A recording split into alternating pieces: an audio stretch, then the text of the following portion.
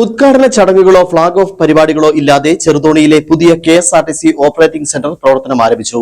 പുതിയ ഷോപ്പിംഗ് കോംപ്ലക്സിനോടനുബന്ധിച്ച് നിർമ്മിച്ച സ്റ്റാൻഡിൽ സജ്ജീകരിച്ച ഓപ്പറേറ്റിംഗ് സെന്ററിൽ നിന്ന് വൈകിട്ട് 4 മണിക്ക് അടിമാലിയിലേക്കുള്ള ആദ്യ സർവീസ് യാത്ര തിരിച്ചതോടെയാണ് പ്രവർത്തനത്തിന് ഔദ്യോഗിക തുടക്കമായത്.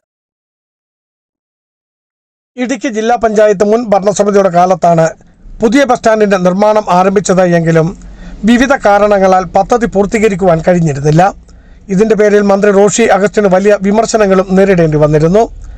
പിന്നീട് ജില്ലാ പഞ്ചായത്തിൽ UDF ഭരണസമിതി അധികാരത്തിലെത്തുകയും നിയമസഭാ തെരഞ്ഞെടുപ്പ് അടുത്തെത്തുകയും ചെയ്ത സാഹചര്യത്തിൽ കെട്ടിടത്തിന്റെ അറ്റകുറ്റപ്പണികൾ പൂർത്തിയാകാത്തതിനാൽ ബസ് ഓപ്പറേറ്റിംഗ് സെന്റർ ആരംഭിക്കുവാൻ ഈ കെട്ടിടം വിട്ടു നൽകുവാൻ കഴിഞ്ഞിരുന്നില്ല. തുടർന്ന് പുതിയ ബസ് സ്റ്റാൻഡിനോട് ചേർന്ന് താൽക്കാലികമായി ടിൻ ഷീറ്റും ആസ്പെറ്റോസ് മേൽക്കൂരയും ഉപയോഗിച്ച് ഓപ്പറേറ്റിംഗ് സെന്റർ നിർമ്മിച്ചതും വലിയ വിമർശനങ്ങൾക്ക് വഴിവെച്ചിരുന്നു. സമൂഹ മാധ്യമങ്ങളിലും ഇത് വ്യാപക ചർച്ചയായിരുന്നു. ഇത്തവണ ആദ്യ സർവീസ് പുറപ്പെട്ടപ്പോൾ ഫ്ലാഗ് ഓഫ് ചെയ്യുവാൻ ജനപ്രതിനിധികളോ മറ്റ് വിശിഷ്ട അതിഥികളോ എത്തിയിരുന്നില്ല. MLA റോയ് കെ പൗലോസ് തനിക്ക് ഉദ്ഘാടന മാമാങ്കങ്ങളിൽ താല്പര്യമില്ലെന്ന് അറിയിച്ചതോടുകൂടിയാണ് കൊട്ടും മേളവുമില്ലാതെ പുതിയ ഓപ്പറേറ്റിംഗ് സെന്ററിൽ നിന്ന് ആദ്യ സർവീസ് ആരംഭിച്ചത്. എൻ്റെ പേര് തങ്കപ്പൻ, ഇവിടുത്തെ ഡിപ്പോ ഇൻചാർജാണ്.